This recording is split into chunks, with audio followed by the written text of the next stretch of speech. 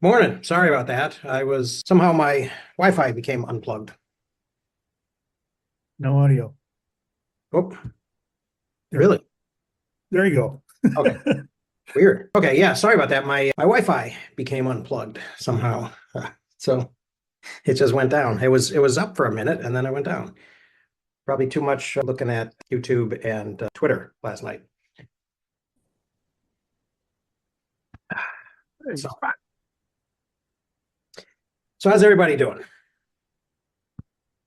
pretty good. I got one more week until they change the daylight savings time, right?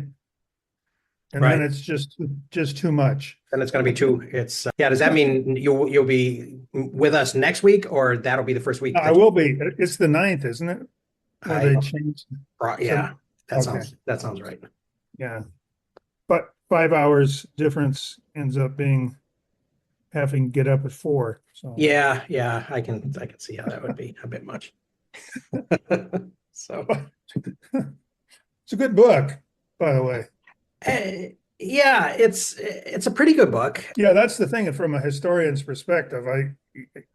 Is this is a banned excuse me, this is a banned book, right? Yeah, I guess. Yeah, that's which actually, was maybe one of the things that was attractive about it. No, I'm just what I'm frustrated with so far is I want to hear the rest of the story of the house ceiling and the IR light because that never resolved.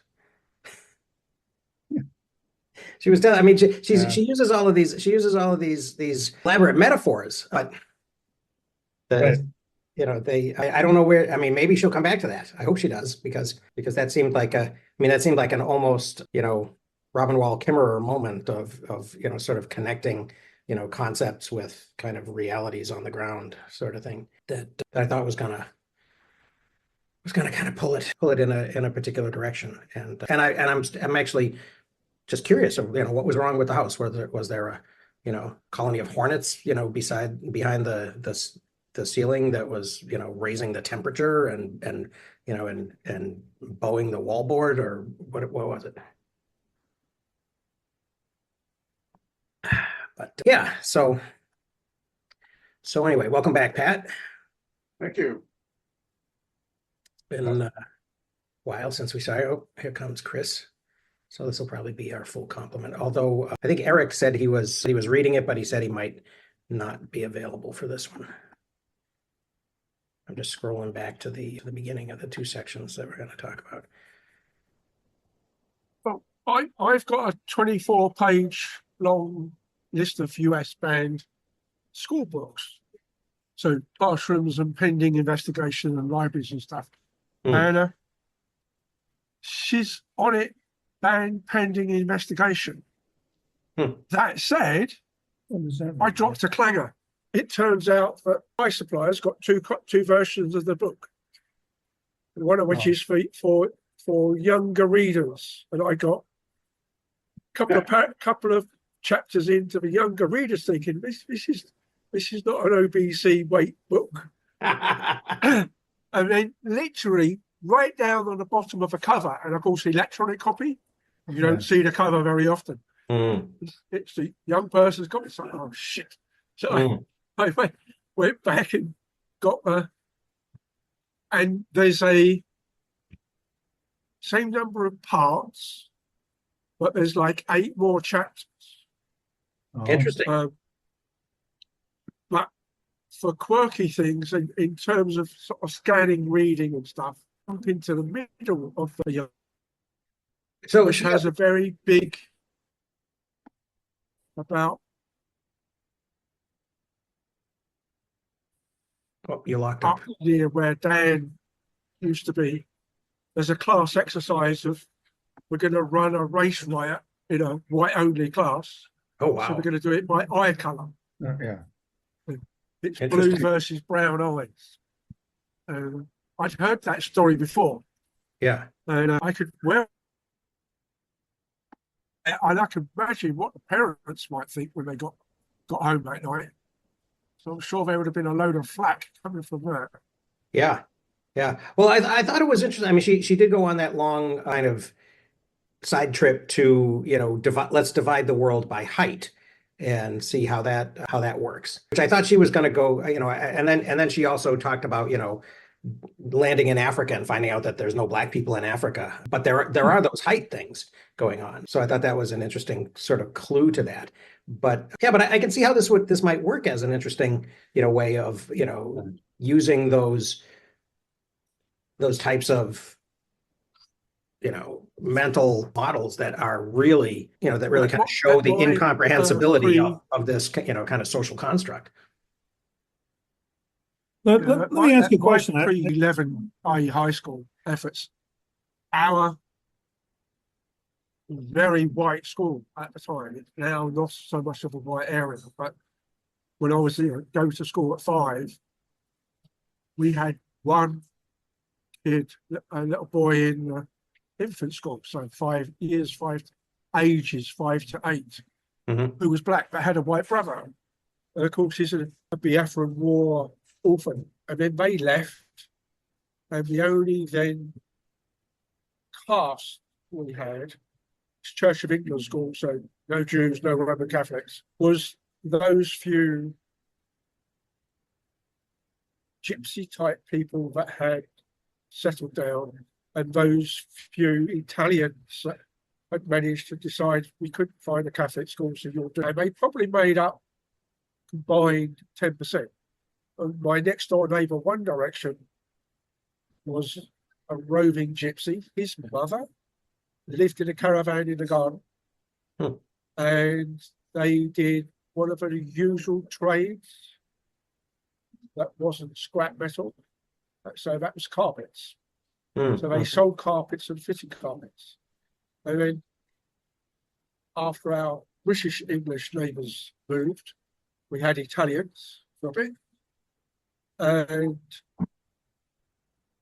the bulk of the Italians were all in the horticultural industry. Either on farms left over from POWs who joined farms, often with British English wives, not always, and or they came over for the start of the incipient greenhouse industry, so houseplants, tomatoes, and things like, what the hell's an aubergine? And no, it's not a French traffic warning. They made eggplant into something. And everybody that came through, and our next door neighbour was Jamaican Caribbean. They all added stuff. There was no takeaway. And the Jamaican couple family were all at the tail end of the Windrush issue. And he was literally working on the buses, which was one of there were 2 main industries. There was the hospitals and transport. On the buses was classic. We have a hot racial program back then in the UK called On the Buses, literally on the buses. And the 2 neighbours who worked on the buses, one white, one black, one was a driver, one was a conductor. I can't remember which way round. And there was this really old, probably First World War veteran, who was the inspector who is there not only to check my ticket, but to keep them on time, and was a typical racist end of empire. Brits can do, those from the empire can't, they need to be managed. And that then faded away after a couple of seasons. And by then we'd also got a similar classist cast in the fact of Dad's Army. So you had a couple of First World War veterans You had the captain of the local regiment was the bank manager because he's obviously superior to everybody else. Mhm. And the bulk of the veterans became the NCOs, and all the young guys who didn't know anything, smiths, school leavers, shopkeepers, etc., or people who were, inverted commas, I suppose, too thick to impose themselves, became all of the privates and lance corporals as whatever. But it was a very hierarchical program that then got overtaken by It Ain't Hot Mum, which was a World War II series again, based with a theatre troupe out in Burma or Malaya somewhere, with Indian servants in tow, and then the regimental sergeant major, who was played by a Welshman, was the racist, but he also didn't like Homo sapiens, as in homosexual Homo sapiens, of which, of course, all the theatre people were tagged as being, despite the fact a good proportion of them weren't, because they're all dressing up. They had to do the same as in Elizabethan times. The men had to play the girls' parts because there's no women. Mhm. You know, you can't put on Macbeth without a couple of women, even if they're only witches, sort of thing. And of course, all these puffs are in the theatre group because they don't want to go to the front line Mhm. type problem. Whereas, of course, the regimental sergeant major's got his badges and his medals and it's all guns up. So, on reflection, we seem to have spoken about it a lot, but via entertainment.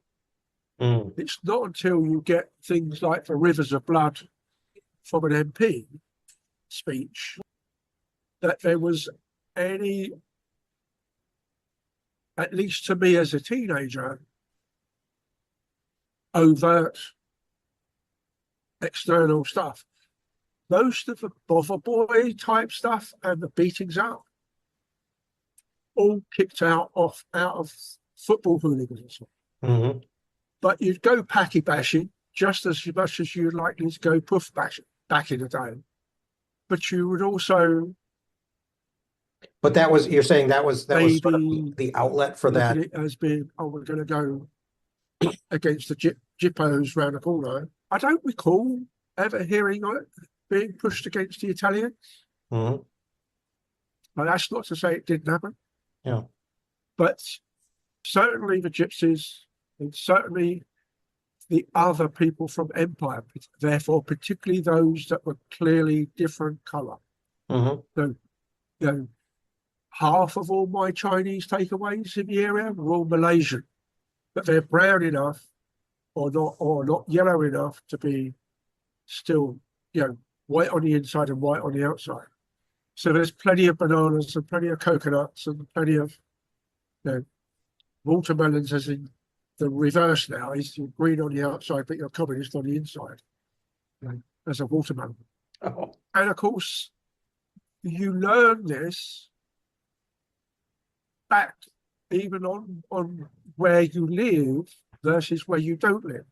So Mhm. for me, it's all the divide was always north of the river or south of the river Thames.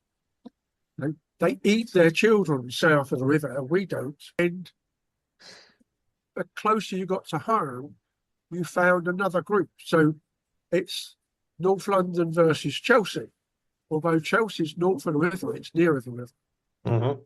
And then it became Arsenal versus Spurs, as in east and west of North London, sort of thing. Or West Ham would get involved, or Millwall would get involved, because both West Ham and Millwall are very East London, which is because of the pricing of the houses, as I've said before, is where the immigrants turn over in sequence. Mhm.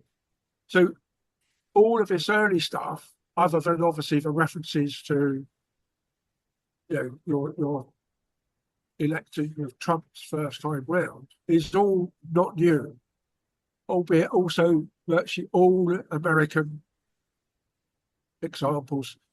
Plus, obviously, you've got King going to India and then realizing he's actually untouchable, which I hadn't heard that story before, but I thought, yeah, that's an interesting story. how could he not know? Right. Right. Yeah. Yeah. That was interesting. And also the moment, sort of that moment of, kind of the visceral reaction that he has initially of which may,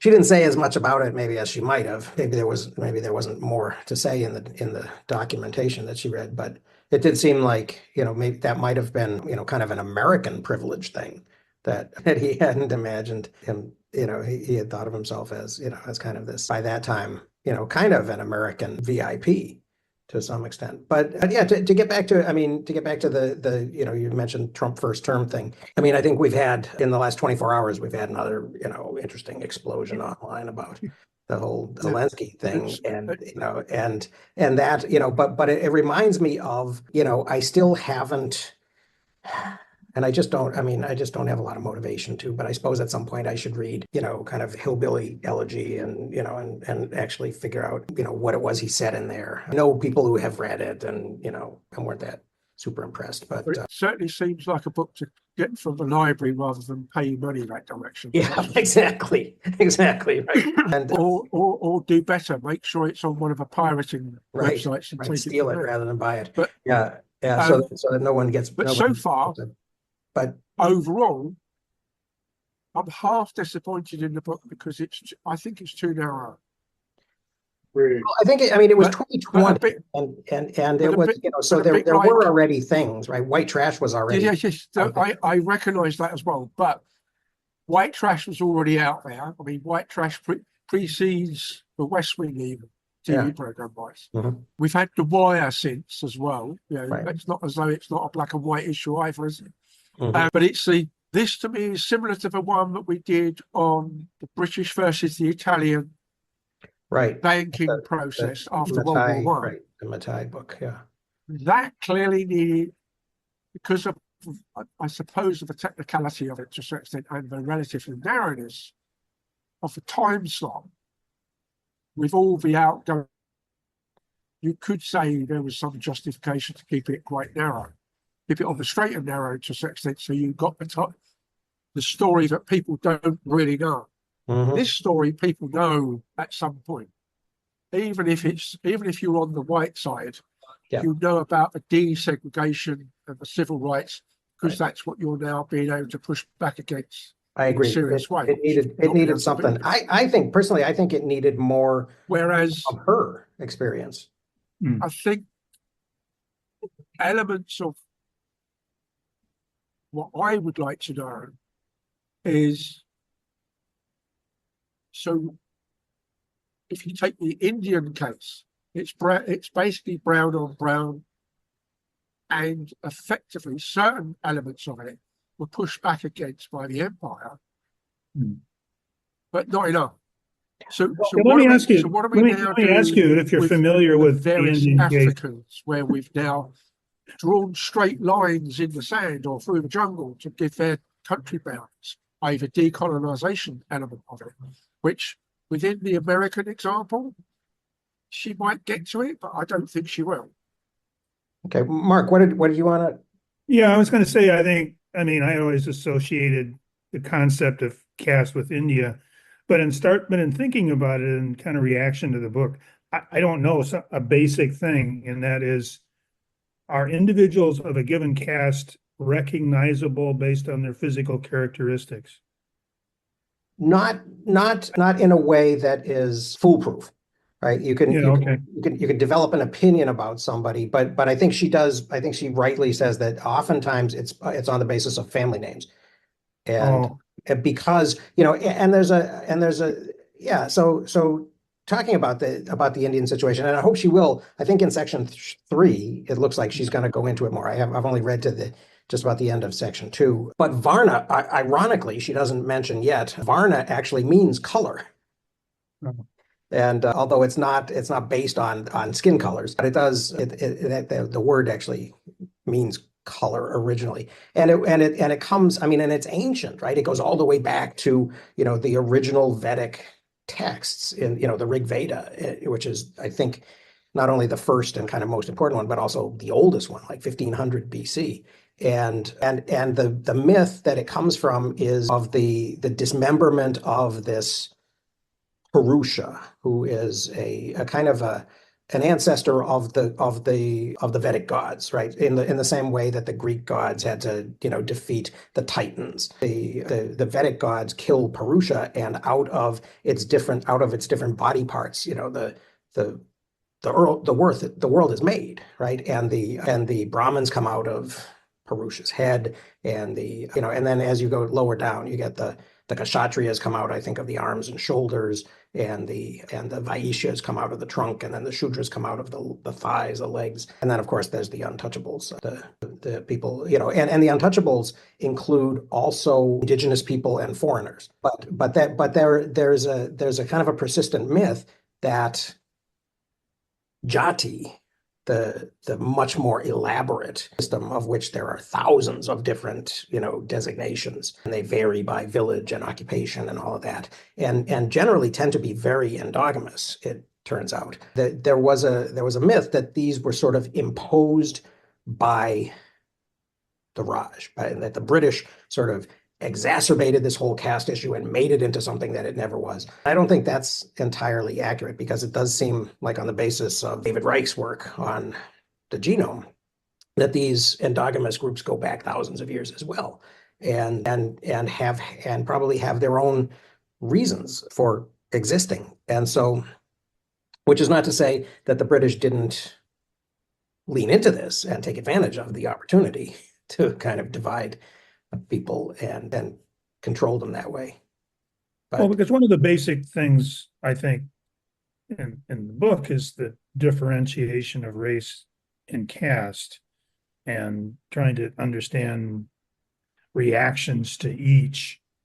And my notion was that, I mean, in keeping with this systemic whatever, I mean, the concept that's percolating so much now in this country of what people are reacting to, the notion of a built-in reaction that people have, that they have to recognize in themselves, right? That would be maybe one way of, in the educational system, especially trying to get people to realize that they are kind of biased in some ways, and then the what I call the MAGA reaction to, well, that's, we got to get rid of that. We shouldn't be told that.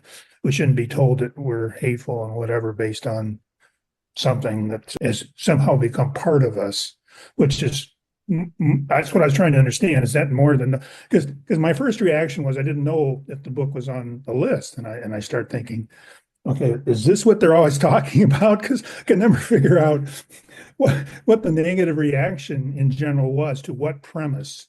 And I thought it was this premise that somehow there's something about all of our belief systems that we should be held accountable for, even though we make different public claims.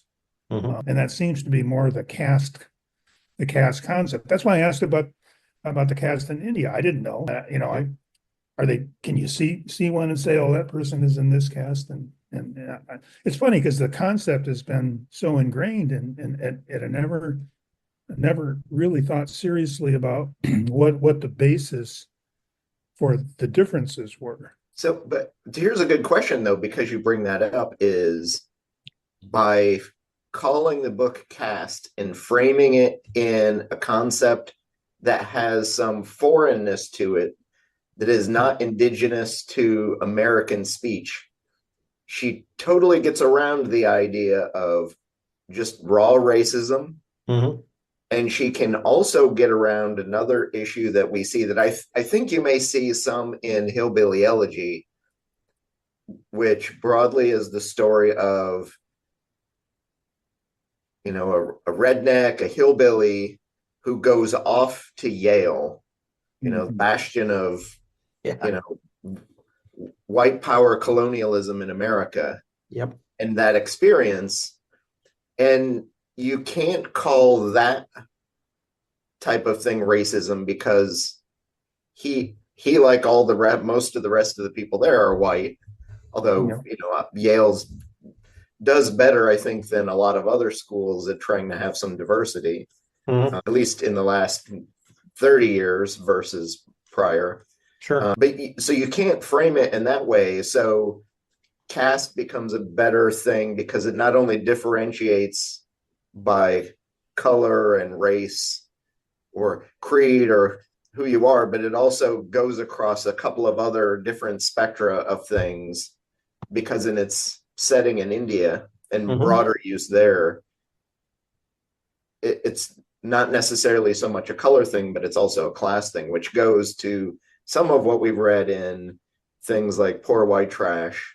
That, and it also, I think, speaks to some of the reasons why the Republican Party has tried to dramatically redefine what the word woke means. Yeah. To frame it as a racial thing rather than as a question of, God, who was it? SAG-AFTRA Awards. One of the actors got up and said, oh, it was Jane Fonda, got up and defined woke as having empathy, being a human being. Like, that's what woke means, is can you walk a mile in someone else's shoes and understand who they are? And if you're a redneck hillbilly, you have this sense that the Eastern elites, the scary Eastern elites, they're out to get you. They think they're better than you, and they're not. But to tear at that fabric of them not being better than you, you have to pick apart the things they value: education, science, logic, and use your own. So but also the other thing they're objecting to is the fact that they feel that these empathetic, that Jane Fonda with her empathy is empathizing with the wrong people, right? And is bypassing them and their pain, which they feel is entirely legitimate, to focus on this other pain, right? I mean, and you hear that all the time in the the illegal aliens thing, where we're spending. I mean, I saw, God, I was way too early yesterday. I saw, I was seeing these, these people were posting these things about, why is it that that this agency is spent, FEMA, I think I saw a clip, was spending, tens of millions of dollars to put illegal migrants up in luxury hotels, right? And they were comparing that to the money that went to Lahaina or to North Carolina, right? And so I think that question of target is probably worth digging into a little bit too. But the thing, I like the fact that she's doing, Mark, to what you were saying, that she's sort of bringing this, saying that this is a bigger story than just civil rights and race in America, especially if she does, kind of dig into some of the things that are similar and some of the things that are different about caste in India versus caste, what she's going to call, caste, which is, really class. And maybe, maybe her editor or her agent said, you'll never sell a book called Class in America. But this is an interesting way of kind of asking those questions without having people just cross their arms and sit back in the chair and say, I'm not listening, right from the very start. I noticed too at the beginning, and it took me, I don't know, maybe 2 chapters before it landed. There's all kinds of fun rhetorical things she's doing in this to kind of frame it from outside of an American perspective, but still be of America, so that people realize it. But I think it was the 3rd or 4th time I read the phrase, the woman, the Democrat, or the Republican, that it dawned on me, she is explicitly going out of her way not to use the name Donald John Trump or Hillary Clinton, or, she is not putting names on specific people. Yeah. Which I wrote down in the margin somewhere, nameless recriminations. But by not doing that, she's talking in broader general terms of the system we've created, of which Hillary Clinton or Donald Trump are icons of other things that are going on. And Right. she's trying to abstract away from the fear, uncertainty, and doubt of naming the people and saying this person is not doing the right thing, but the Republican did this, or the Democrat did that, or in a few places it's used as the woman is almost as a pejorative, which is a whole nother thing in some of the readings that I got. But she's using it in this, I think it was the story of the woman and the guy carrying her groceries. She uses that woman calls her the woman. Like, how are you voting for her? But it abstracts us away from kind of the name calling and the representations that are put into these people, which is a huge part of our political problems. It's easy when you get into the specific and you can put the name on Donald John Trump for the issues, that tears away from the fact that it's not just him, it's the millions of people behind him who support him that provide the power of what's going on. Right, which is more her interest than getting people's blood boiling about that name, that person. I actually looked it up in a digital copy late last night. The name Clinton is not mentioned and is only mentioned once in chapter 25. And then there's 10 mentions way back in chapter 26, and then 7 buried in the notes. The word Trump is used one time in a card playing context. So it's not him. It's mentioned 16 times in chapter 26. I can't. Right. There's another spurious mention in chapter 27 that's not Donald Trump. One mention in chapter 28, and then in the notes there are 34. So she literally goes out of her way rhetorically to take that I'm piece disappointed, off the table. Chris. Well, I imagine in the notes it's probably the headlines of the article, or the titles of the articles from which she's or URLs. So I'm disappointed, Chris. I mean, I picked up on she's not going to use certain words, including drunk, by the time footnote number 9 came up, which also doesn't mention it. But and yes, I thought when I clocked that, I thought, well, how many other writing tricks are going to come up? And that's when I started saying, how wide or how narrow is what she's speaking about? And then I went, oh, it's the austerity book. It's for UK versus Italy, etc. But is there a real reason, or is there not, etc.? Well, it's interesting. I mean, I'm looking at the page where where in the first chapter where she does that, a male candidate would stalk a female candidate. I thought that was very effective, really. Because we knew exactly. I mean, I mean, you get the clear visual of. You can always. I mean, she hasn't used the word Trump, but she's used reality TV or something along those lines a couple of times. So there's you're not going all the way back to Reagan when he's doing adverts for GE or something. Reality TV is post Reagan in terms of his acting. Right. So it's not as though you could confuse it. But I think the other thing with Chris's point about caste being used instead of class or race or is that I see caste as being race with class combined, and always have. But that's only because I've been brought up with it in terms of it's an Indian thing, as in the formal caste that is accessible, easy to get hold of. And then you start seeing similar things elsewhere, although they're more often much more fuzzy. Like, where are the Irish, since the Irish were mentioned, relative to the Scots and the Welsh versus the English? And obviously, those lawyers and government people from Edinburgh that are Lowland Scots, who are sons of immense, i.e. Brown, are clearly above us working class Londoners who are English, Mhm. you know, because it's a class thing. You know, we're both as white as each other. We're both probably blue-eyed just as easily, although the Scots are more likely to be not. But, Mhm. you know, and as you say, the Rice book takes a lot of that rug away in that the race element is it's who you've been with for the last couple of thousand, but not the previous couple of thousand years. Mhm. And the only other one that I like with that is the stupidity of the Ben Ham and his story about bananas. They're the right size and shape.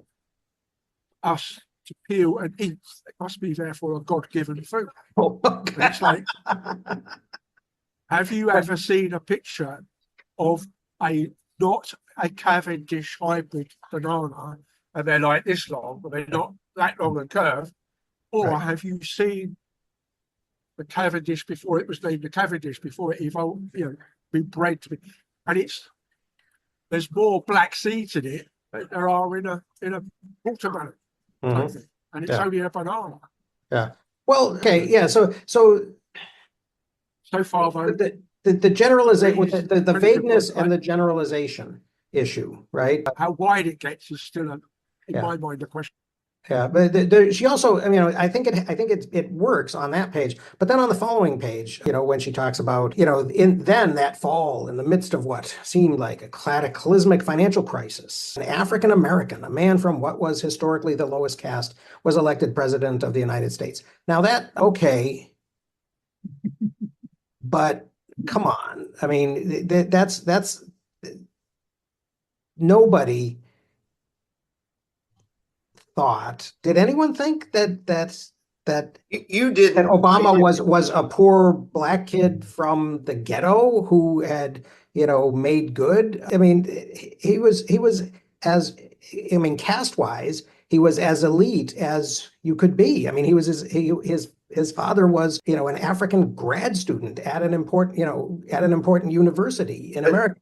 I mean, it's similar to he had that, and that's a benefit, but here's the thing you're going to see probably in the next 10 election cycles is for a century or more, it's every politician gets up and talks about their middle class working parents, my teacher mother, my plumber father, or right. my auto working. Well, Kamala was that. I was a middle class girl. And I'm middle class, and that you push that because that's how you're trying to identify yourself to others.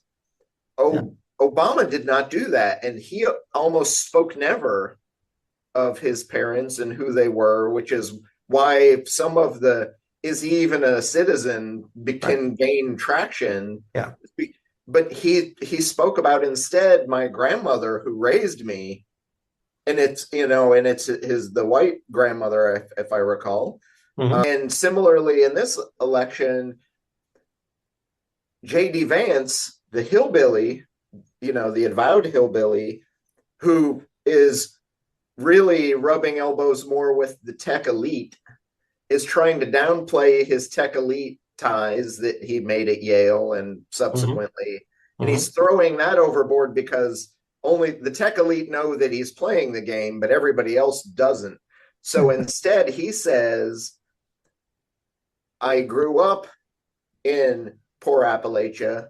My mother was addicted to drugs, so she didn't even raise me. It was my grandmother. So here's now a second major politician who's raised by a grandmother for economic reasons, and he's trying to get the lower caste to believe this story of who he is, and I'm on your side because not only am I like you, but I'm worse than a lot of you. And raised by grandma is a lower caste story. I mean, Yes. that plays well in Native America too. And it's one of those too. I was watching just randomly this week because I hadn't seen it in probably a decade. There's a Steve Martin movie called Leap of Faith, and he's a huckster religious guy with a tent revival going around America and essentially using faith to fleece people of their money. And he has an accident in a local small town. His bus breaks down. It's going to be a few days. but he can't afford to not set up the tent revival. But he's doing it in a town where like almost 30% unemployment. They haven't had rain. The crops are going to fail. The people can't afford to have this guy come in and take $4,000 or $5,000 a day out of the town. Mm-hmm. So the local sheriff does a background check on him and comes into the tent revival and says, you know, if you want to give your hard-earned money to the dancing monk, to the dancing bear, I think, he's like, you should be aware he grew up in an orphanage, you know, has arrests for all kinds of petty crimes, kiting checks, all these things. And of course, the preacher says, well, he turns it around and reframes it as, you know, who are you going to take your everyday problems to? The lily white priest? Or are you going to bring them to me, the real sinner who really knows sin deep through and through? Like, and that same thing seems to be what we try, you know, our politicians say, hey, I am you, when invariably they almost never are us, right. Which I think is some of the power that people like AOC have. You know, yeah, she was behind the counter working the bar, you know, waiting tables. Yet she is smart enough and capable enough to be and pass as an elite if and when she needs to. But she's seen it. She grew up in it. She did it literally until the day she didn't. And that is a huge amount of extra power she has that other politicians don't, because they're trying to tell a story, I'm like you, right, when very patently they are not. Yeah. They are J.D. Vance, Donald John Trump are the super elite who are telling a story, I'm here for you, when everything Trump is doing now is to bolster his, not even his base, because he's doing nothing about the price of eggs, but it's all about let's tear down government for the technocrats and the oligarchs. And I don't know how long he's going to get away with it before everybody realizes he's doing nothing for the economy to make things better for me. But it's going to happen sooner or later. Just the question of when versus, you know, but I can't think of other politicians who are not kind of those, other than AOC, who are not that kind of power elite, who really are of the people who have managed to sneak their way in. But even then, you need way more than even 4 or 5 of them. Or you need somebody like a Bernie, who is an elite, who at least appreciates and understands what the system is doing. And we can have a Graybarian coming to light of how things could be better because we can choose it. Yeah.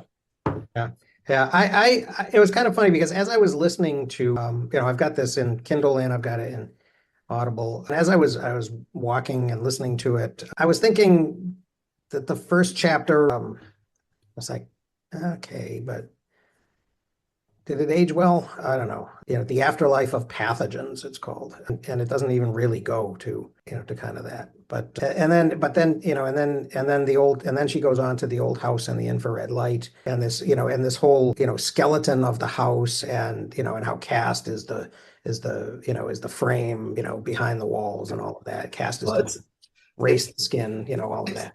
It's an interesting. I think that metaphor was kind of spread out too far over that chapter that was filled with a lot of other modern politics. Yeah. And she didn't draw a solid enough parallel to the fact that we ended slavery and things seemed at least okay for a short while thereafter. But she doesn't, at least doesn't go back into Andrew Jackson papers it over and rolls back all of the gains that happened that made us more free. And then we have another stint from like roughly the 1910s through the 30s and 40s until we hit issues in the 60s where things have gotten bad enough again. People are marching in the streets and rebelling. So she doesn't draw that parallel of the permafrost to, and as Americans, we tend to paper over everything and hide instead of, and what's interesting is in a Christian or even and it's a very Catholic thing where you go confess your sins, you get some absolution, and then you move on. America doesn't do that. We don't come out and say we've sinned and we really want to be better. Mhm. We wipe it all away and say, oh, that never happened. And then you have the lost things like the lost cause that pop up after the Civil War. Yeah. But you have the same thing too. There are a lot of Nazis and German sympathizers in America Mhm. who are very pointedly so. Right. And after World War II, we do nothing about them. Right. Like zero. We leave these crazies in the political electorate to continue making things worse. And so when Obama is elected, even though he is from the elite, although not, it's, oh, hey, wait, a black man just got elected in America. Mhm. And the people who are not, let's say right thinkers want to roll us back to the 1910s. Well, and it actually, I mean, she could have used that to really kind of examine that question of, what do we mean when we say a black man just got elected in America, right? And when, and again, I just have this, I guess, this crazy theory of my own that Trump being an opportunist, kind of took the opportunity and when the birther thing got rolling, he leaned on it, but that hadn't been his original intent. That his original intent had been to point out that, hey, wait a minute, this guy is not black in the way that you imagine blackness in America.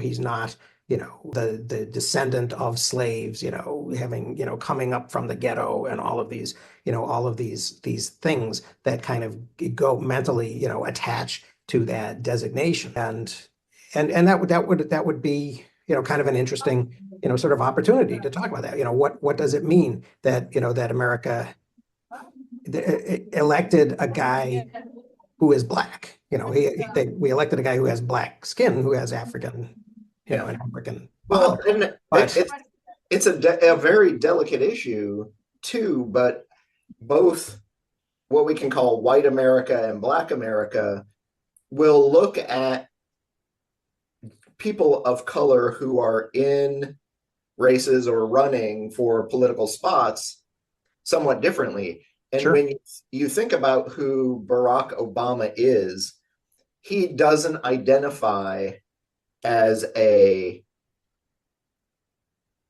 traditional, and I think she uses the word urban, by which she means like inner city African American, broad general. And I don't like the phrase and I don't like to use it, but I have a feeling it's how a lot of people will identify Barack Obama on both sides. They'll say and for lack of better words to use it, I'll say the word Oreo. He's black on the outside and white on the inside in terms of who he is and how he identifies and what he's doing. He's not, he's not the traditional inner city African American who grew up and, is like the majority. So within Black America, Right. he is at the top 0.01%. Right. Similarly with Kamala Harris, who is of mixed heritage and identifies as Black, she also has Indian parentage and came from that same kind of elite academic parentage, although she grew up in Oakland and had more of that inner city African American upbringing by an Indian mother and aunties and other family and community members, where similar to Barack Obama, her father was not imminently present in her life growing up. Right. And that's where her kind of Blackness is rooted. So we've made progress that these people can run and do well in these elections, but they're not, the gospel singing African American woman from just Right. outside Atlanta, Georgia, who Mhm. is running and doing well and making progress. And, The other and thing, if we were seeing that, that would be a whole nother level of like backlash, I think, the other than we thing we've haven't got, seen. the other thing we've got with class element of it, even if you go back to post-war presidents, so Eisenhower, military service, Kennedy, military service, even little Trump had some military service, as opposed to George Bush, at least CIA and Korean War, for them. And of course, the big oddball thing in terms of the old class structure is the way that vets are being treated at the moment. Mhm. And the commentary by Trump before he was president and during about the likes of Senator John McCain. And yet, the reason Trump is here is his grandfather ran away from the draft in Germany so that he didn't join the Prussian army. Because back then, there was no Germany. Yeah. Right. And that, as much as it might get spoken about in the sort of a rarefied democratic elite, there seems to be nothing in terms of the general wish-wash of the chit-chat and chatter. And yet, one of the memes this week was, here's a picture of a Joint Chiefs of Staff. Two people in the picture were fired. I'm sure you can guess which two. One's a woman and one's a black guy. Everybody else is white and male. So the Commodore or whatever rank they give your Coast Guard, she gets kicked out, not just kicked out of her office, she gets kicked out of her home in 3 hours flat. Right? And the one black guy on the Joint Chiefs gets pushed out. And then who's their supposed boss is an ex-pilot who didn't do much, that otherwise doesn't seem to be anything other than a DEI choice. Who's that? That's one of the things we need words for, is other than the traditional white power phraseology, is how do you give a negative name to the white guy that Trump puts in power, who has no experience and no real rationality for being in those jobs, and give it a negative name the same way they essentially weaponized the phrase DEI or equality. So how do you do that on the other side? The same source of the DEI meme has already given you a solution for that. They've called it a DUI appointment. Yes. Well, okay. Which we need to spread around a lot.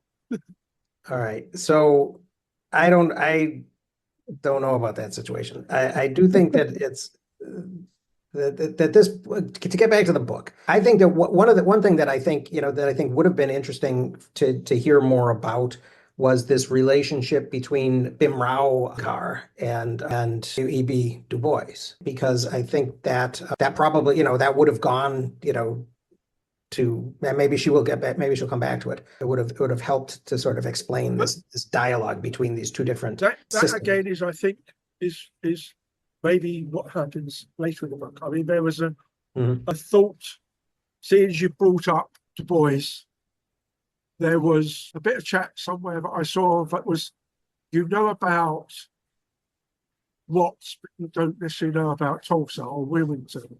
You know about this, but you don't know about that. And there's a whole step series of, here's a problem that so it's things like, we know about this assassination and that assassination, including Martin Luther King, but you don't necessarily know about this set of lynchings. Your history knows about the riots in Kent State because almost every, if I remember right, everybody that got injured there or killed there was white, but you don't know about the equivalent on a black university in terms of a general population. Mhm. And it's I suppose you could end up, it's the devil in the detail. I mean, Yeah. Trump did go to West Point or a military college, but it's only as a pre-university age. So it's, it's, kids playing soldiers on, Well, on a I playground. did he? Yeah, but what was that? I mean, they are there's that cliche of, if you're a real pain in the ass, they send you to military school. Yeah, yeah, that's and almost no one speaks of that. They may know that he went to some kind of high school thing, but it's never framed as a you are the oddball in our house, which assuredly he was. Mhm. Not he's not neurotypical is probably the broadest way to say it. But he was probably the pain in the ass. He's not falling in line. He's not doing the things he needs to do. So we're going to send him off to get some discipline Mhm. because he needs to. Even his father knew he needed to be disciplined. The Mhm. problem is his American electorate father doesn't seem to realize that.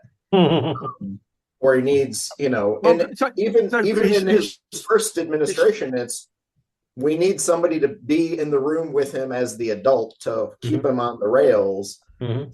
And that doesn't seem to be happening now. Yeah. well, Well, I don't know. I think there's in terms of his father and discipline, don't you mean his Russian controller or Big Brother Oh, Putin? come on.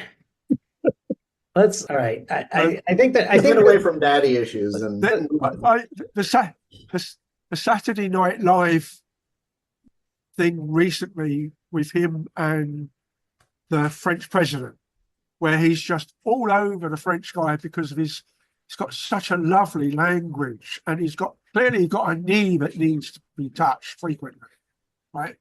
And then the next time I see for Oval Office, you've got the poor Ukrainian being beaten up on camera.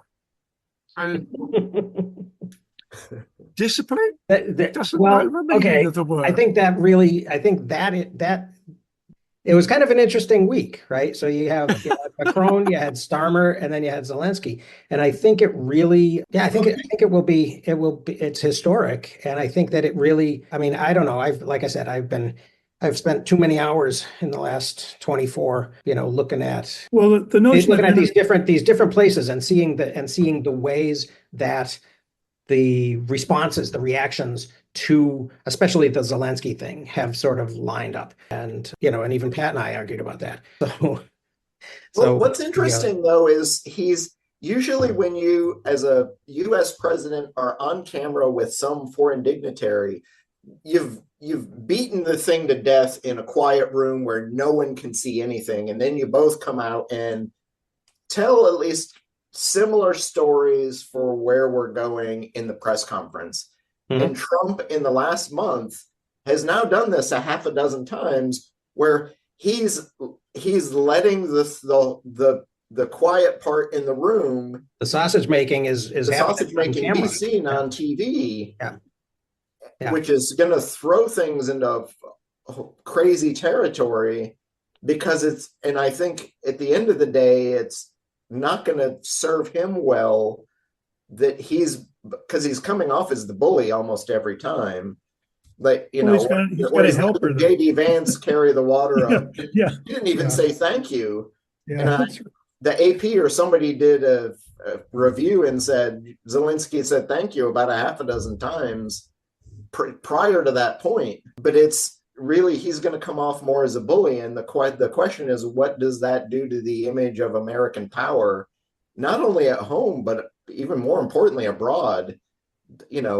When you've got 20 countries that suddenly line up against us because we're being the bully, unless it is the crazy like a fox move of drawing everybody out and making them sort of take a stand. He did. I don't know if it was Trump that said it or somebody said after the fact that that sometimes, I think it may have been Trump that said sometimes you see people's real responses when they get emotional. And I think that may have been a part of it. It may not have been deliberate, but I think it certainly was. You did see some things, and then you saw some things afterwards in the way that, I mean, I'm a little bit suspicious of how automatically and how sort of coordinated all of the European responses were. For example, we stand with you, this whole thing, be strong, stay strong, Zelensky, all of that, because there was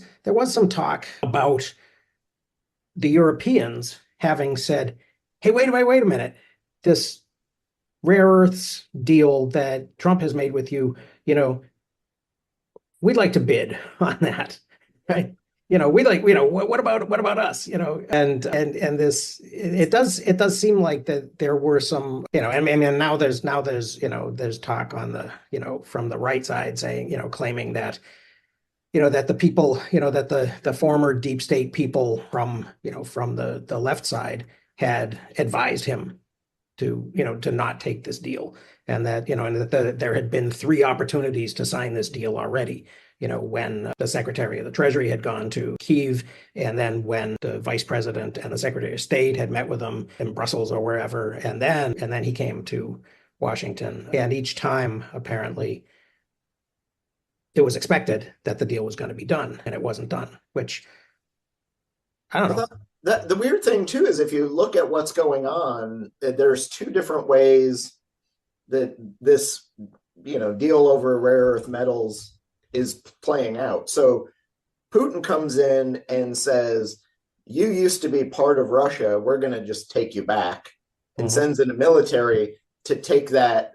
And that's what he's there for. He's there for access to the Bosphorus and the waterways and expanding empire. But he also wants. Are you saying that he wants all of Ukraine and that was always his goal? Well, he wants reunification, and it's politically expedient for him to just send military in to go get those things he wants. Versus America could find value in this mineral deal, and instead of invading, we leverage the fact that someone else is invaded. We send them money, okay, and in return you give us. So it's empire building from a financial perspective rather than from a military perspective. But at the end of the day, it's empire building. It's empire either way. It's like, right. Either you're going to be a slave to us because we've given you money so that you have your freedom, or you're going to be a slave to us because the question is, are you inside the house or not? In Putin's perspective, we want you inside the house. In America's perspective, we just want you as economic wage slaves. Well, okay, which goes back to, to my thesis from several weeks ago, that thinking of this in terms of nation states might be kind of passé, right? I mean, I think it's relevant that, and yes, I think there's a lot of kind of venality in this, in what it was that, that the Trump administration thought it was going to be able to get away with here in terms of exploiting these resources. But I don't think it's incorrect to say that the administration believed that having American businesses, because as I understand it, this wasn't even really going to be a deal with the American government. This was going to be a deal with American businesses who were going to go in and develop these resources, right? And so the expectation or the claim seems to have been that having American businesses on the ground developing these resources would be as good or better than having American ground troops, right? Because there would be no way that, Russia would be able to, to roll tanks over Tesla, digging for lithium or whatever, or cobalt, than an American battalion. So, so it does strike me that this idea that, that we're in this transition period of talking about kind of nations doing things and people sitting in the Oval Office and making deals and stuff like that. It seems to be the end of that and the beginning of this other process of, that I don't know. And maybe it is a mistake to do that in front of cameras. How can you, though, and to bring it back to the book, if you reframe it in the idea of caste with that scenario you just mentioned, why is it that the Americans are higher and better than the Ukrainian people who, just like us, they're people, they're humans, they can figure it out. It may take them a while to have a better educational system to pull them up to be able to allow them for themselves to develop their own economy and mine and do that thing and then just sell it to America. Why does America need to come in and lead that effort to do it in a power over configuration rather than a power with configuration? If you want to look at it as a power thing, we can partner with you and help you out, which is not how it's being framed. We're going to come in and do it for you. Right. Yeah, I totally agree. There's a Matt. caste It was a thing you're going on fired there. moment, but it was also, I think that in the same way, Chris, as the people in North Carolina are not. I mean, they're of the same caste as the Ukrainians, right? They're Americans, but we don't care about them. Is what both administrations have said, pretty much all along, right? That we're gonna turn Gaza into, the Trump Riviera, the golden Riviera on the Eastern Mediterranean. And we're going to spend all of this money to take this rubble, this demolished site and turn it into this great, Atlantic city. But that money's not available for Lahaina, and that money's not available for North Carolina. Right. And so, so I think that's where the caste thing, I mean, I don't think it's an Americans versus others, kind of thing in that sense. I think it's very caste oriented. Yeah. It's for the people, inside that game. It's kind of, I mean, you probably don't like it when Matt Taibbi talks to Walter Kern, but I'm gonna quote something from the recent thing that they did yesterday, where they're starting to talk about, sort of this meta national, kind of elite group that I think Kern developed some weird German sounding, Nazi sounding, kind of term for it, that it was but the concept of it was that it was meta national, in the same way, honestly, that Chrystia Freeland, who is now trying to be Prime Minister of Canada, was talking about, decades ago in her book Plutocrats, right? That there are these people who are more, who identify more, these transnational people, right, who jet from place to place on their private jets, and have more in common with each other, and have more in common with these places that they touch down than with all of the territory that they fly over, which is where we all live. Yeah. Well, and that's where you get phrases like flyover country, which is viewed as a positive thing from one side and a negative thing from the other side.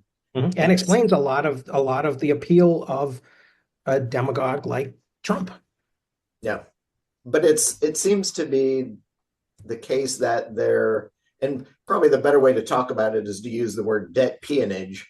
Mm-hmm. Or, the softer form is wage slavery. So you will own nothing and be happy. We all live way beyond our means and live by our credit cards. So we're wage slaves as a result. But really, the credit card companies in America have most of America as in a debt peonage system. Mm-hmm. And are we trying to do exactly that in an imperialist nature for the country of Ukraine? We've just sent them billions of dollars to help fight off an enemy, but now they're debt peons to us as a result. Are they really freer than they would have been if Putin had come in and said, we're just going to take over? And along with that, my question is, had Trump not won this election, what would have been different? Would the only difference have been that we would be still pretending that we were giving them money out of the goodness of our hearts and solidarity with their fight for democracy, while really we were doing these things in the background? Yeah. And the secondary thing is, we're not fighting. In some sense, we're using money as a proxy to fight a military war against Russia in hopes that the oligarchies there collapse a little bit and the 10 people who are running that country split up and things get a little bit more democratized, and how do we win that economic war? Mm-hmm. Which is I'm another really- thing that's not being looked at here. Yeah.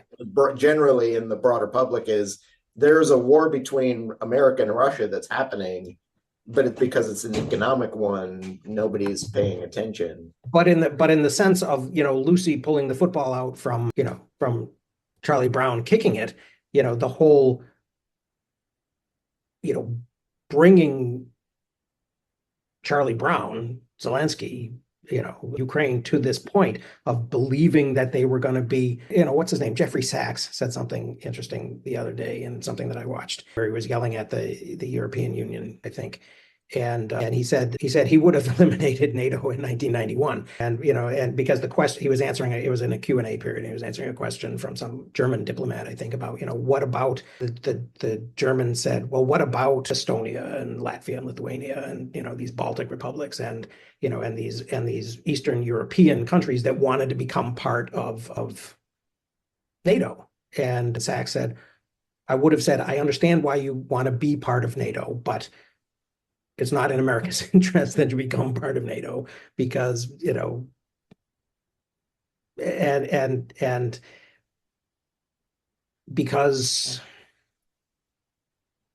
NATO is about, and that was something that Sachs was pretty direct about, was that NATO was about America's interests. And it was interesting. He kind of yelled at the Europeans and said, you got to have your own foreign policy.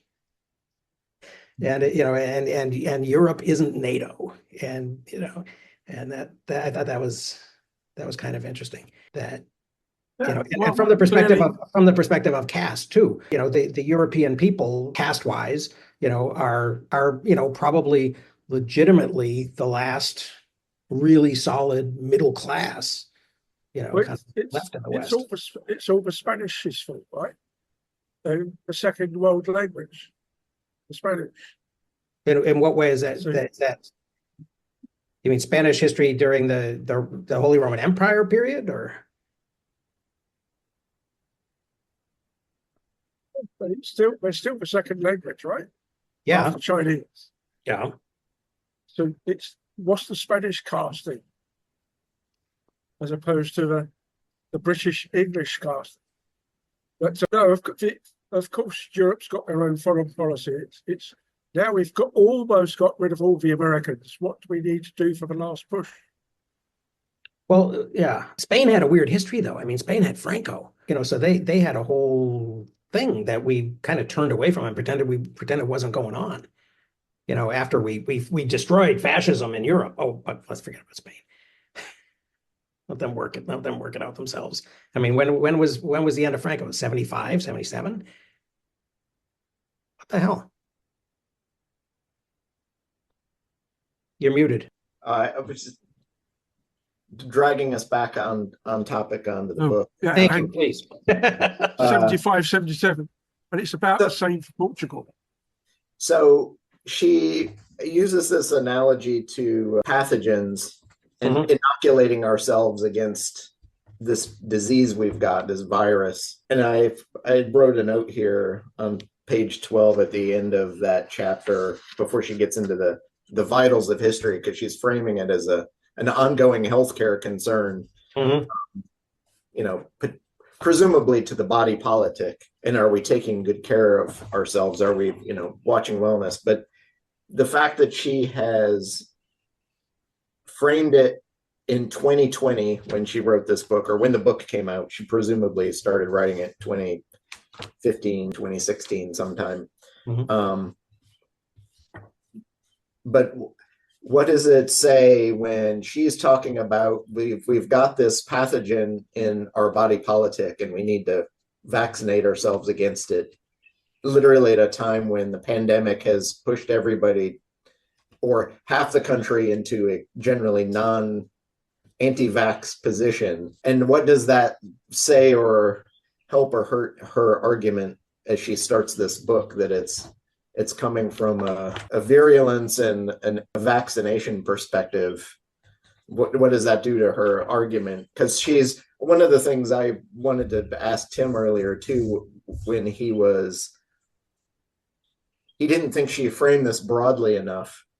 She can only do so much, but she's got a very specific audience in mind, I think, when she writes this book. So she's keeping it narrow enough to do that. But what does that, anti-vax stance make on the bigger argument she's got here? I'm curious. Well, it was reindeer vaccinations too. Yeah. Against anthrax. So we got this climate change metaphor, bringing the poisons out of the permafrost. We've got this subterranean earthquake thing. I mean, I think that my sense of this, Chris, is that it didn't take her 5 years to write this. She had a bunch of notes and ideas, and she jammed them together very, very quickly, and and without enough editing and without an editor to actually say, it would really be cool if you would expand on this, because we don't know about this already and we'd like to hear more about this.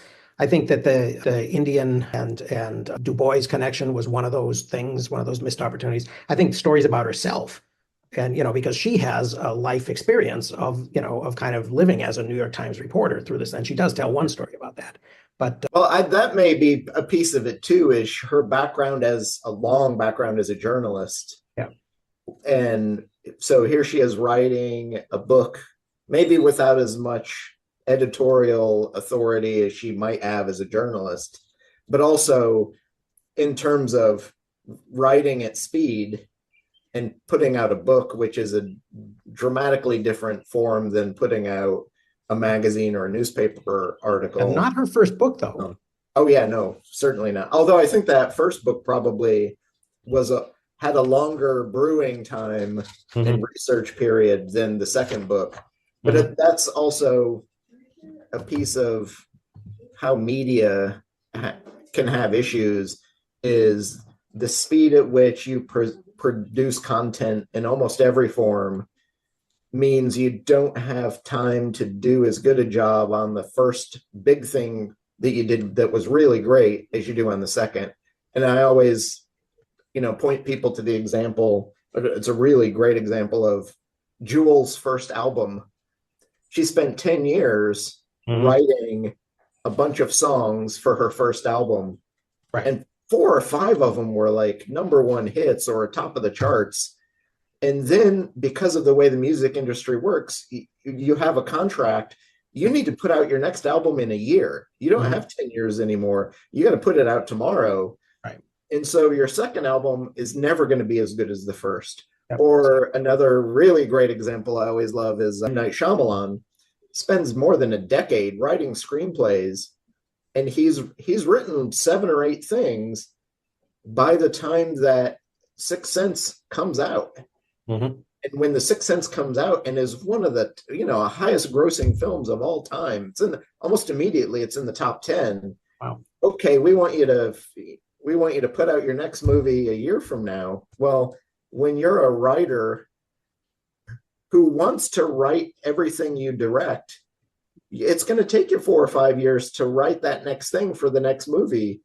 So your second directorial picture has nowhere near the brew time as the first. Right. So it's stupidly hard, so it's a whole lot easier just to put out, TikTok videos, at 7 seconds or so every day and just rehash, whatever, than it is to come up with some original authorial, second book. I want to go look and see what year her first book came out. Right. No, I don't disagree with you.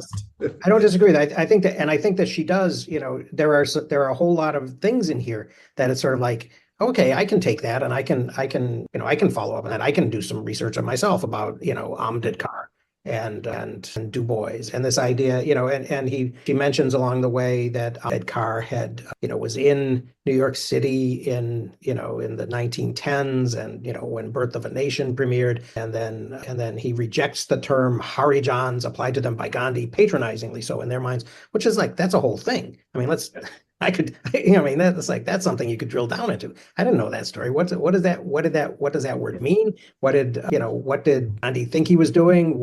How did they respond to it? There's a story there. Even if we presume too that she started writing this book in 2016, it bears noting that her husband died in 2015 after a long illness, Okay. which is a whole nother level of crazy to have in your life while you're Absolutely. trying to not only deal with your day-to-day journalist job, but also write a book at the same time. Yes. So I'm not trying to be hard on her. I'm sorry. you know, and while you have a lived experience of being an African American woman in the United States, like, Mhm. you know, Yeah.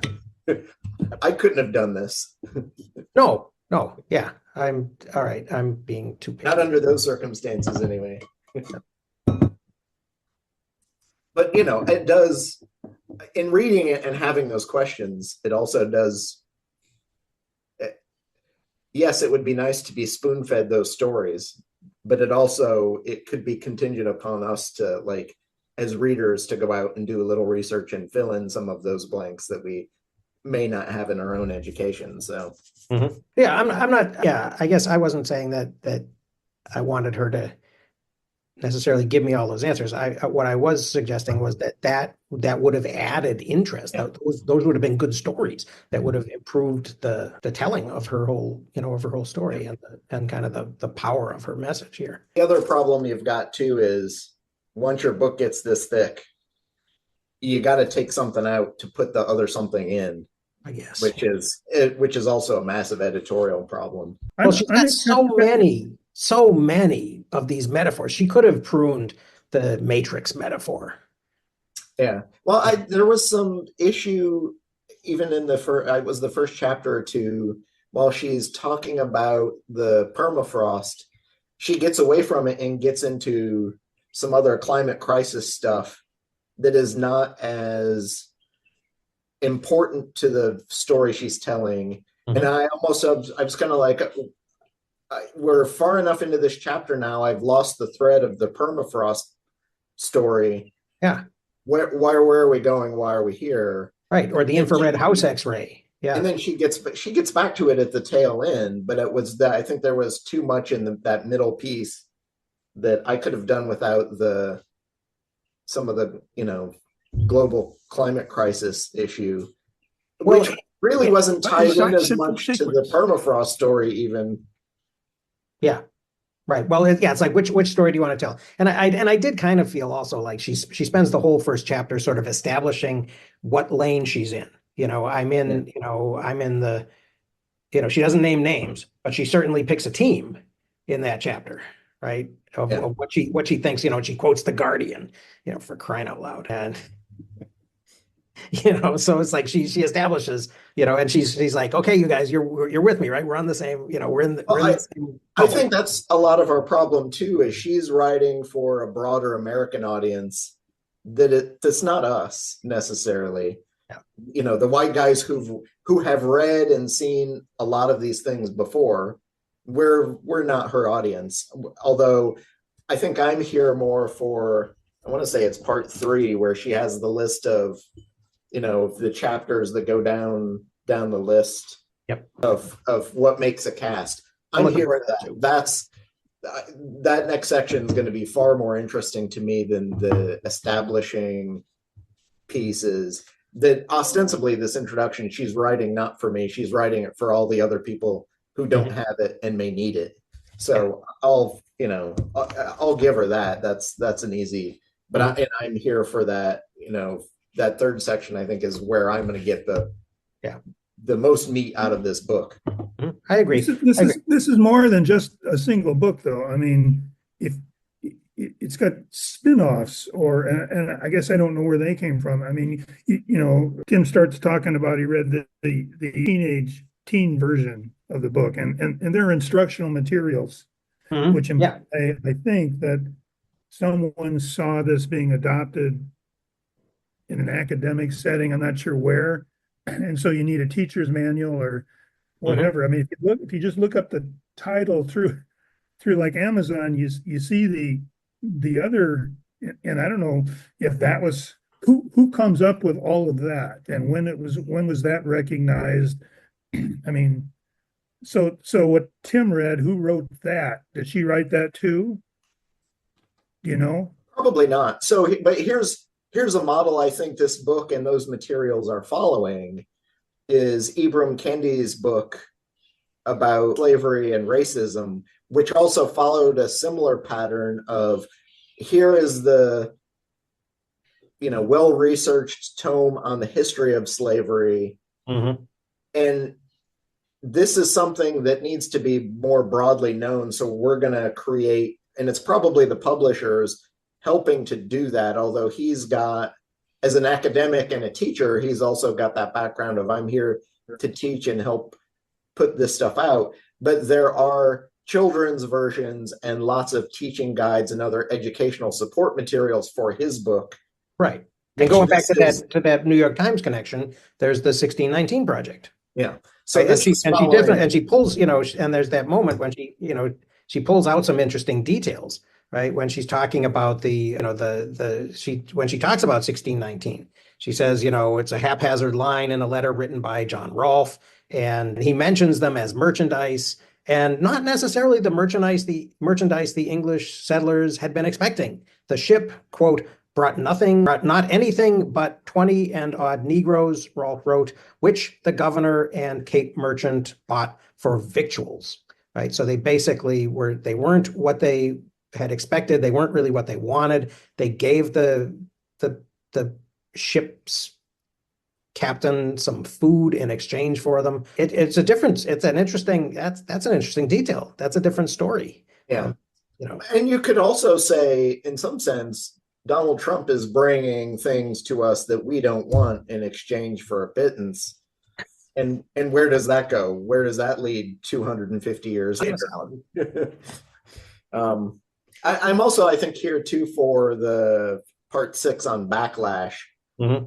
And I'll have to pull out my notes, but I remember having a big chunk of stuff on the idea of backlash and is it good or bad from our prior reading here. I'd probably, a year and a half ago, and I've been kind of building like a little tranche of notes on the idea of backlash as a sociological thing in American history. So I'm kind of curious to see where that goes. Yeah. I think that there's,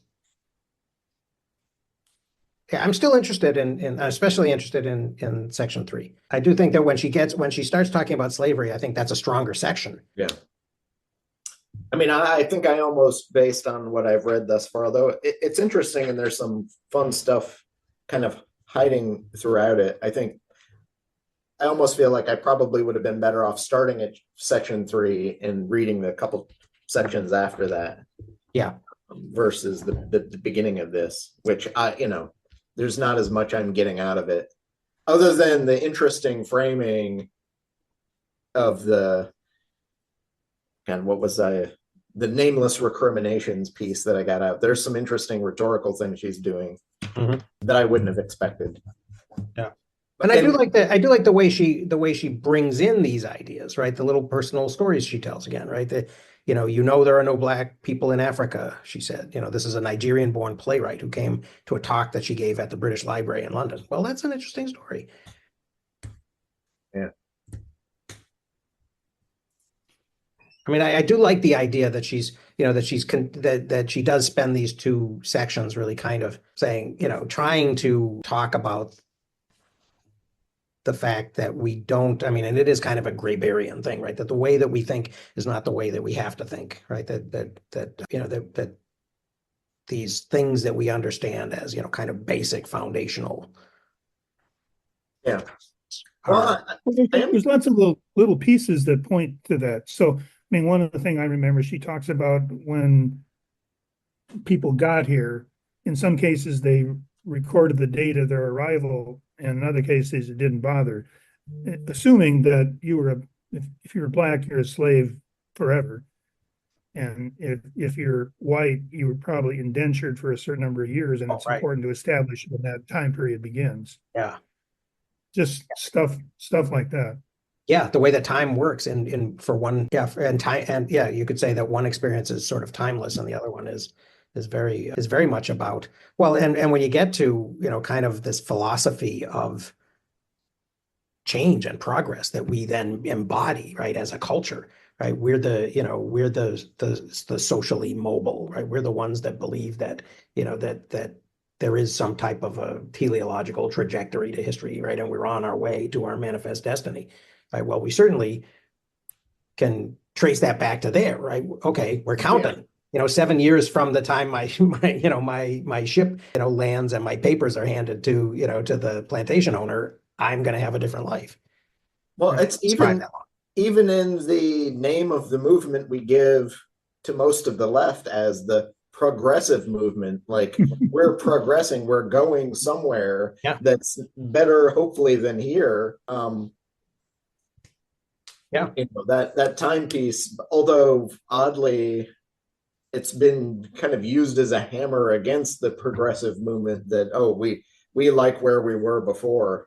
That's Well, it's that, and it's or it's a cyclical kind of a nature, right? That there's that Mircea Eliade eternal return kind of thing going on, or that there's a great chain of being, right? And everybody knows, and it's a caste thing, right? If there's a great chain of being, then everybody knows their place and is supposed to stay in their place.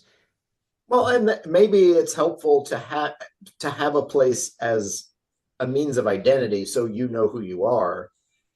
But America is also built on the idea of we can pull ourselves up from our bootstraps and be better than we were. Isn't that ironic, though? Right? That also gives us that sense of homelessness and of never being satisfied and never being able to just sort of calm down and sit in the moment. Well, and as the group of us who occasionally goes back to the ideas, hundreds of years old ideas of note taking and how to make sense of the world. How do you make sense of the world physically on a day-to-day basis? So even things like my experiments of getting away from my computer screen and the distractions and sitting instead at a typewriter and using a technology from a more or less dead technology from 80 years ago. Mm-hmm. Most, in fact, I can actually date it based on the typewriter I'm sitting at. Almost all the ones I have, except for one made in Weimar era Germany, and like I can only date it to like 1928 to 1931. I'm not exactly sure where specifically this, but all the other typewriters I've got, I can look up the serial numbers and know almost to the month when they were made. Wow, Chris. So I can, there's enough data out there that's been collected that I can do that. So and even within the month, I can know roughly, because manufacturing times were reasonably consistent during that time period, I can extrapolate an exact birthday for most of the typewriters, not even just a specific month, but where in that month, based on the serial number, would it have been made on the 3rd or 4th or the 17th? Oh, so you can tell which one's made on a Monday. Yeah, so I don't have find enough data to do that, but knowing where weekends were and what the work week was, I can figure it out a little mathematically. I can deduce where it was. So I know exactly how far back in time I'm going. And I hadn't noticed it until a couple days ago, but it's probably influenced by knowing the dates of all my typewriters and which one I'm working on this week. I found myself looking up, movies from that year. And that's how I've been choosing movies I'm watching on the side at night. Oh my gosh. Is like, oh, I worked on a 1958 typewriter today. What movies were coming out that year? And that's how I've been watching, a whole bunch of things, recently. Which my question about that whole thing is how do you get ribbons for these things? They're still made. There's Really? 2 or 3 companies in America that still are buying bulk fabric and using machines from almost 100 years ago to ink ribbon. So, you can spend $15 on Amazon, but when my wife is not here, so I can say and she won't watch this, but I think I'm at the 45 typewriter point right now. Oh my God. But when you have that many, you buy ribbon in bulk. Yeah. So I'll go out and I can spend $65 to buy 660 yards of typewriter ribbon, Wow. and I can get it for $1.50 a yard instead of $8 or $9 or $10 a yard. But they still make it in silk and cotton and nylon, Wow. multiple colors. If you want pink typewriter ribbon, you can get it. I even saw there's a guy in Chicago who's selling. He had a custom made blue and pink typewriter ribbon to help celebrate, LGBTQIA culture. So you can have blue and pink ribbon, and then with your white correction tape, you have the whole flag there. Wow. But yeah, it's like that's one of the most common questions is they still make ribbon for this. Yeah. Yeah, and it's actually pretty cheap. Cool. So now if you're buying like late 70s, early 80s carbon film cartridge, you may run into trouble because some of those they're not making, or you may have to break yours open and transplant carbon tape from some newer thing to now. But even there are still companies that still make that stuff. So Selectrics are not the best idea then. well, if I was going to do it, I'd get an early Selectric because some of the early Selectrics use the cloth material stuff. So you can throw that in there and you're fine. Interesting. But, yeah. All right. But it's, how are you making sense of who we are and where we are? And I think some of the problem we have is everybody wants to have a knee-jerk reaction to their own identity, and they're not actively questioning how they're living, what they're doing, why they're doing it. They're just, I've got a teenager who sits and she'll watch TikTok and YouTube videos because it's easy and it's simple. And she's not asked. I try and get her to ask the question, why are you watching these things? What are you gaining from them? Or even, or what, watching spaces like there's the Reddit Zettelkasten community. And when I watch it, 90% of the time people are showing up. It's usually new people talking to a smaller group of old hands, but it's, how do you do this? Why are you doing it? And instead of questioning as a new user or something, this is an interesting idea, I want to use it. Instead of figuring out and asking themselves the question, they're trying to find the easy answer from people who've been doing it before rather than figuring out for themselves, why am I doing it? What do I gain by it? Well, yeah, and there are a kind of, I think that's a reason that I don't go to Reddit a lot, is it does seem like it's oftentimes a bunch of people who are seeking a recipe. And there are people who will play, who want to play guru for them, and they're making $400,000 a month apparently per book.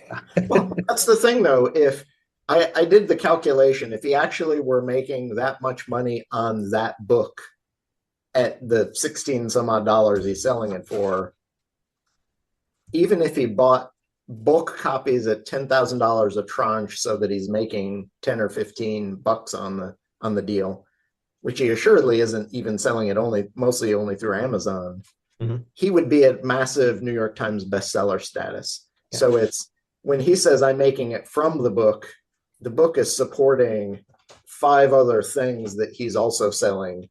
And it's the whole spectrum of stuff he's selling that maybe he's making that much, but even then I kind of doubt it. Yeah. But it's but going to jump back to the book, I think there are some good stories in the later. I love the story of the girl named Miss. I thought that was kind of cool. Miss Hale. What's your first name? It's Miss. That was kind of fun. It reminded me of Mr. T changing his name to Mr. T so that it doesn't matter who you are, you're addressing him with the title Mr. because that's part of his name, which is super genius. And I don't think a lot of people realize that that's why he did it. Was you're going to give me respect because that's my name, Mr. Yep. Yeah, I don't know if any of you listened to or read the book James. I have it on my, I've got it. I haven't listened There's to it. there's a thing there which James goes back and forth between talking black or slave and talking as he's learned, from his reading and writing and all that kind of stuff. And the labels you or he uses change as a function of which role he's kind of playing. And there's a thing in there about whether you use miss in addressing females, for example. Mm. Yeah. That I totally do that kind of code switching because I grew up literally my front door was 20 miles away from the start of the Appalachian Trail going north. So when I go back to the South, I regain a Southern accent. I regain that kind of early, and I see a lot of, I can identify with J.D. Vance to some extent outside of the black eyeliner. That's not my thing. But I grew up in rural hillbilly America and escaped I didn't even get as far north as Yale, but I escaped to Johns Hopkins in Maryland. Although I did have a 3-year stint in Connecticut, about 35 to 40 minutes from Yale, where I learned to lose that accent because, after 3 weeks of kids saying you talk funny in 6th grade, boy, you lose that accent super quick. Yep. But I managed to lose it, whereas my younger brother and younger sister, who were a year, 2 years behind me and 3 years behind me, respectively, weren't in Connecticut long enough at the right time period to have lost their accent before we moved south again. So we'll see. Yeah. Yeah. I tell people I grew up in Massachusetts and they always tell me, you don't sound like you're from Massachusetts. Like, yeah, but I was 5 or 6 when we moved to Massachusetts from upstate New York. Well, come on, you're wicked awesome, Dan. And I do say, the thing that stuck with me, I notice I always, the whole saying hello to people thing. How you doing? Is like, it's like, it's just an automatic thing. Hi, how you doing? I mean, I don't say how you doing, but but it's just that cultural thing that you'd say that. It's those small things. So I didn't really notice until I went to Johns Hopkins that being from the South, I'll say hello to a dog in the street. Yeah. Whereas all the New Yorkers I knew, like they just walk by and not say a word. Mm-hmm. Mm-hmm. Yeah, it's funny. And apparently British people or people in London say all right, Tim? That seems to be a thing I see on TV. Everyone say all right. That's like a greeting. No, but you do out in the villages. I mean, obviously, the smaller the place, the more likely you are to know at least one person away. And in the smallest village I've lived in as a kid, there was 150 people. And I was, oddly enough, in that context, I was living with people who were the top caste of the village, as in the school headmaster. Mm-hmm. It wasn't a big enough place for a bank, so there was no bank manager. And they lived on the corner. The church was across the junction. Baker was one way, and the greengrocer was the other way. And there wasn't much else of the village apart from houses and the odd little other shop, butcher, etc. But in London, the thing about the London one, I suppose, is nobody talks to each other on the bus or the tube or the train unless you already know them. Mm. Why would you? Because you've got no idea where they're coming from, no idea where they're going. But you do get to the point where when I was commuting to London from Bath, there was the same 10 people out of 20, I'd say, that used to get on at my stop. And we'd be talking all the way in. Sure. And then we'd go different directions on different tubes or different buses. And we wouldn't see each other probably until tomorrow morning. Mm. But we wouldn't necessarily know where anybody lived. All we know is the station you get on. Mm-hmm. But again, it's like, as I said, back with the football thing, to sort of thing. you walk around Tottenham Hotspur with a red and white scarf, you're asking for trouble. You know, as in an Arsenal scarf, as opposed to a blue and white one. But, Mhm. you know, or blue and maroon, sky blue and maroon West Ham. I can't remember what one was. But you have all those things that allow you to identify, are they a me or are they other? How do they dress? Mhm. What But jewelry? would you say though, Tim, that if somebody doesn't go out and signal by wearing the colors, that they're likely to be left alone?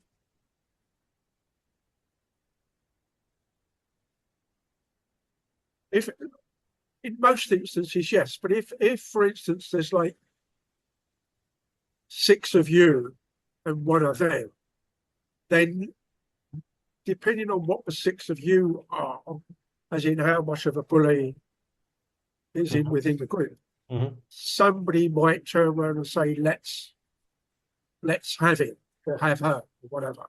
Mhm. But you also see there's quite a few TV instances or film instances of where somebody will stand up against the clear either political racist or the football hooligan or whoever.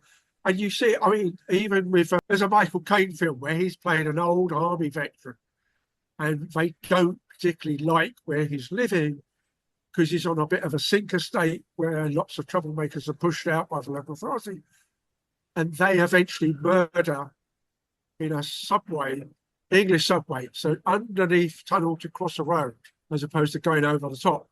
Mhm. They murder his army mate, and then he meets a bunch of similar types of people harassing a young black girl on a tube, and he accidentally falls against them, but with sort of elbows up the jaw and knocks them out, Mhm. or gives them a bloody lick. So you get that element, but you also get it as ageist.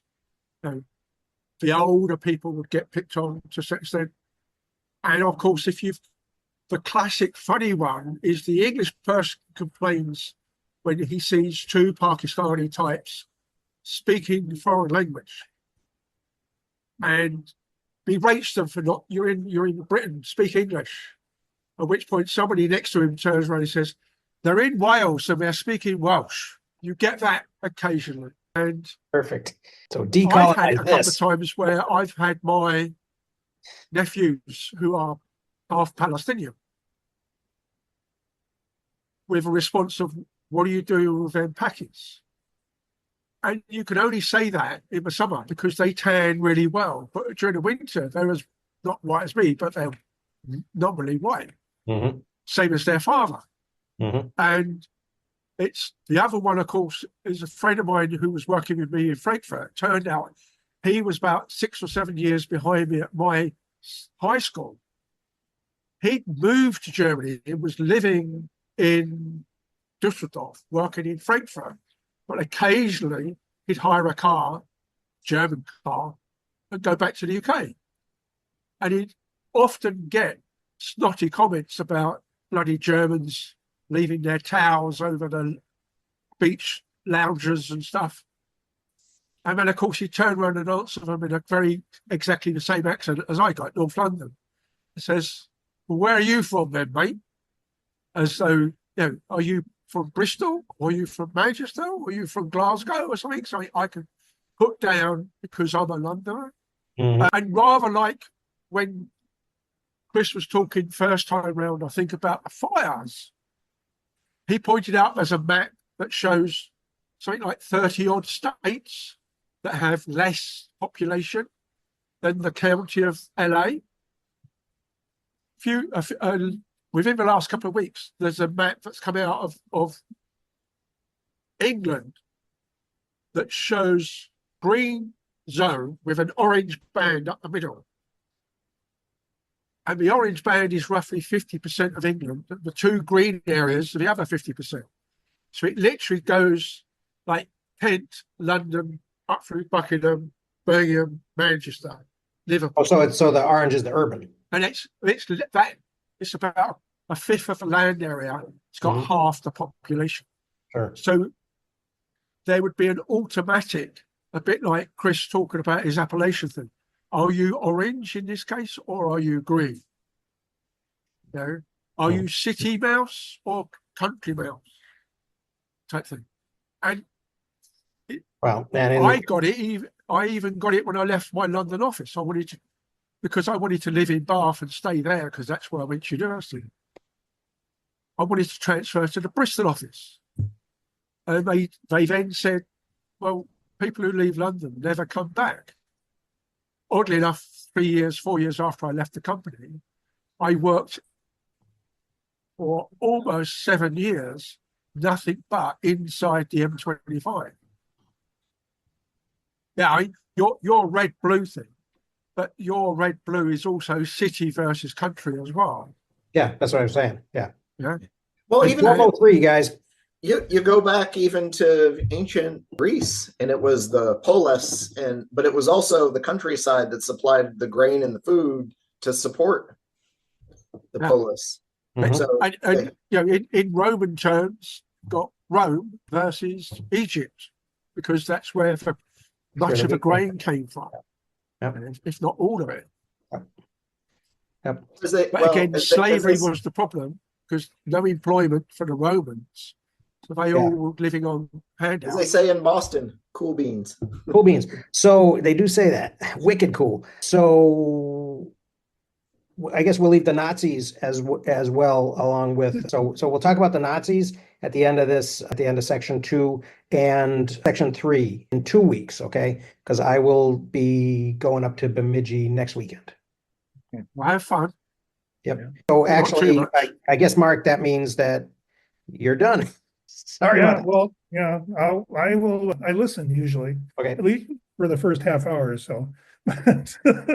All right. But yeah, then I'll catch up in the next book probably. Okay.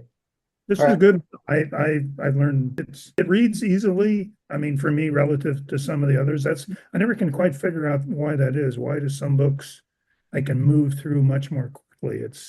Well, it's not that. I mean, sometimes I get that sense too. I mean, the Clara Mattei book, the England Italy one, had a lot of good material in it, but it was written for its audience. It's a question: who's the audience, and that's where it helps here too that she's a journalist. Is her audience is much broader than we tend to read a lot more academic-y books with explicit footnotes rather than All right. generic. So we're skipping next week. See you the week after for part 3. Yep. So see you in 2 weeks. Right. Thanks. Ciao. see you.